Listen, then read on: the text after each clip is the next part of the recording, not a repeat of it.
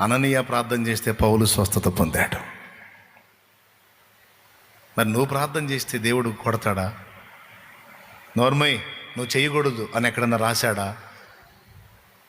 ఇంకా చెప్పాలంటే నువ్వు ప్రార్థించాలనే కోరుతున్నాడు ఆయన. నువ్వు ప్రార్థించాలి, కార్యాలు నీ ప్రార్థన విని కూడా కార్యాలు చేయాలని దేవుడు ఆశిస్తున్నాడు. చాలామంది విశ్వాసులు చెమిటి వాళ్ళు అయిపోయారు. ఎన్నిసార్లు చెప్పినా మూర్ఖులైపోయారు. వినేదంతా వింటారు, ఆచరణలోనికి రాదు. కూటం అయిపోగానే మళ్ళీ ఎప్పటికాలు ఇట్టిట్టే. ఎప్పుడుకు మారుతారో ఏమో నాకు అర్థం కావట్లే. నేనేమన్నా తమిళం చెబుతున్నానా లేకపోతే కన్నడ చెబుతున్నానా? నేను అచ్చ తెలుగులోనే చెబుతున్నాను కదా, వీళ్ళకి ఎందుకు అర్థం కావట్లేదు? ఒక్కోసారి జుట్టు పీక్కుంటాను. నేను స్పష్టంగా చెప్తున్నాను. నేను నీ ప్రార్థనకి